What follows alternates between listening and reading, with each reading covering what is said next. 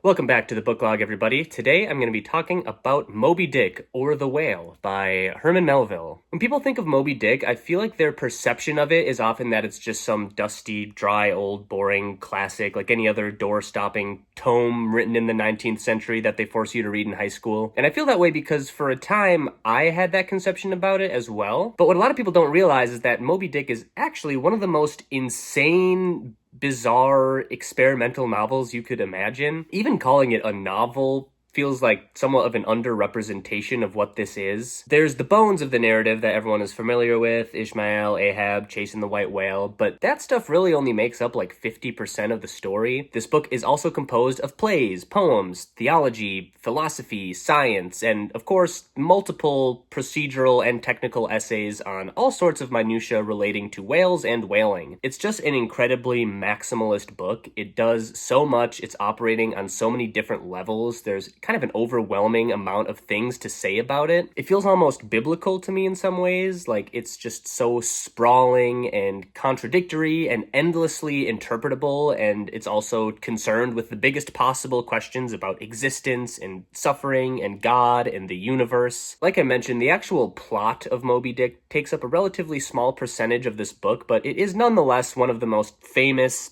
literally iconic plots in all of Western literature, I think it's fair to say, so I'll talk about it anyway. It's narrated by a guy named Ishmael who one day decides he wants to go whaling and travels to New Bedford, Massachusetts to do so. He meets and befriends Queequeg, who's this tattooed Polynesian harpooner, and the two quickly form a close bond and agree to ship out together. Ishmael and Queequeg's friendship is really beautifully rendered, especially considering that on paper they couldn't be more different. Ishmael is a white Christian drifter, and Queequeg is a savage from the South Seas who barely speaks English, but their relationship is still very tender and strange and human. The two of them join the Pequod, a whaling vessel out of Nantucket, which is an island off the coast of Massachusetts, and which is commanded by the elusive Captain Ahab. Even after they set sail, Ahab doesn't show up for several days, but when he finally appears, he reveals to the crew his true purpose, which is to hunt and kill Moby-Dick, the great white sperm whale that took his leg and now symbolizes to him all the evil in the world, basically. This is a multi-year voyage, and while out on the sea, they encounter all sorts of fascinating things, some of which I'll discuss, but that's the general frame of the story. I'm going to spend a lot of time talking about Ahab and his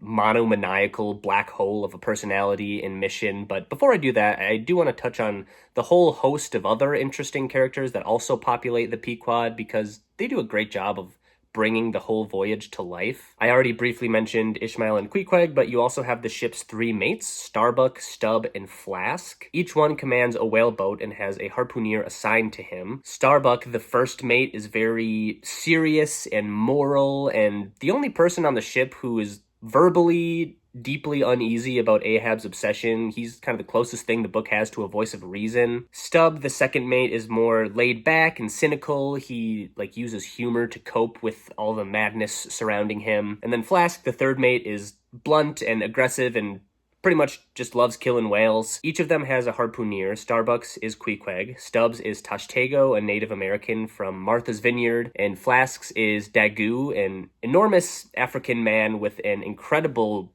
physical presence, just like a huge guy. And then there's also Fidala, this mysterious Parsi, which just means Persian, who appears seemingly out of nowhere as Ahab's personal harpooner. He's creepy as hell, kind of spectral, always lurking in the background. He's often referred to as Ahab's prophetic shadow. He pretty much never speaks throughout the whole book, but when he does, it's very eerie and cryptic. Because Herman Melville is constantly experimenting with the format of the story, you get to spend a lot of time with these people through a variety of different lenses and perspectives, and it's all very immersive and interesting, and it's just a part of what makes this whole thing such a weird, vivid experience. Now, to talk about Ahab, who is probably one of the coolest literary characters I've ever read. I said earlier that to Ahab, Moby-Dick symbolizes all the evil in the world, but that is a bit of an oversimplification, I think. To Ahab, Moby-Dick represents something much deeper and much weirder than either a whale or a symbol of evil. To Ahab, Moby-Dick the whale is the literal physical embodiment of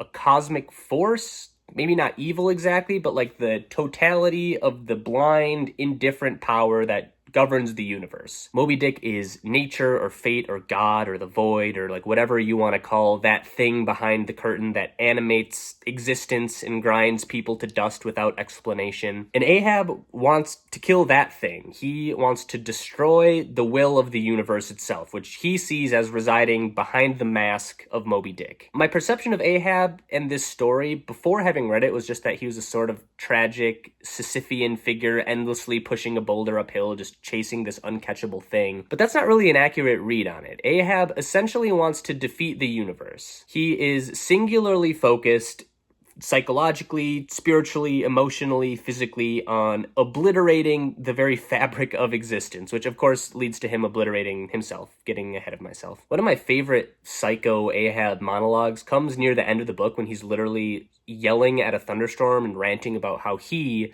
one single man, is superior to the cosmic power of the universe because he possesses consciousness and will and self-awareness, which are things that the dumb, cold, mechanical universe can never claim. To Ahab, Moby-Dick lacks a soul, lacks will, lacks meaning, and that infuriates Ahab because if the universe is really just like a blind, soulless machine, then all the pain and suffering means nothing. It's all just indifferent chaos. And rather than live in that kind of world, Ahab would prefer to annihilate it. So then that leads us to the other 50% of this book, the things not dealing directly with the plot or with these characters, or in other words, whale facts. This is another oversimplification, but the core of it is true. A huge percentage of this book is devoted to digressing on the specifics of whales, whaling, sailing and ships in general, and exploring those things from both a detailed scientific perspective as well as a sort of musing philosophical perspective. There are chapters about whale anatomy and biology, from the whale's head to its tail to its spinal column,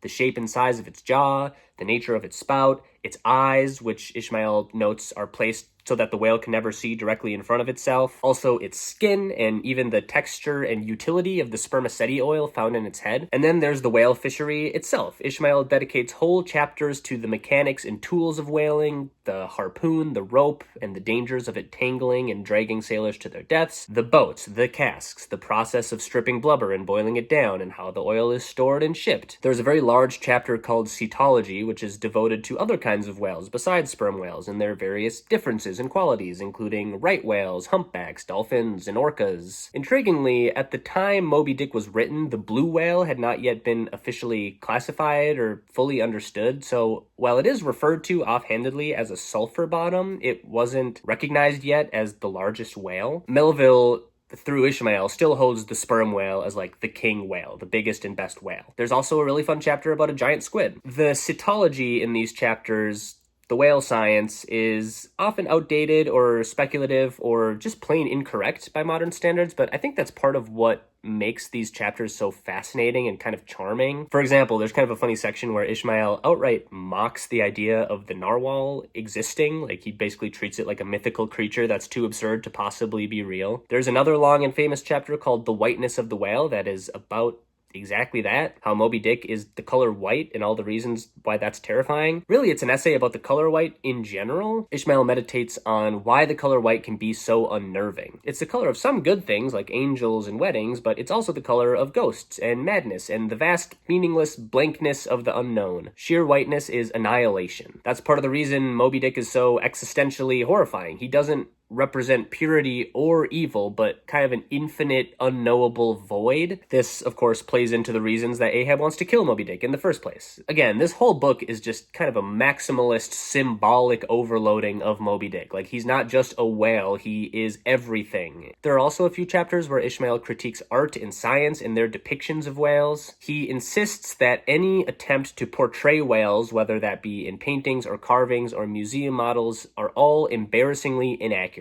He believes that to truly understand the whale, you have to experience it firsthand, and to experience it firsthand, you have to go whaling, but going whaling, of course, is life-threatening. So in a way, the book is suggesting that true knowledge of the whale and Moby-Dick, and therefore of truth itself, is a deadly pursuit. The constant ramblings and digressions, as far as I've seen, are actually a pretty common source of criticism towards this book, but Personally, I really enjoyed them. Moby-Dick is an incredibly ambitious novel, and it seems to me that Melville was trying to create this totalizing experience. It's truly a book about everything. It's fiction, nonfiction, epic, essay, allegory, sermon, slapstick, scientific inquiry, philosophy. It really feels like Melville was trying to comment on the limits of human knowledge in one book through the guise of talking about this whale. Every attempt to define or contain the whale through all of this minutia in science and art and religion and storytelling, it all falls short, and yet we keep trying. We keep trying to capture the thing, but we can't. Some people, like Ahab, realize this and get mad about it and want to defeat and kill that thing, but some people, like Ishmael, just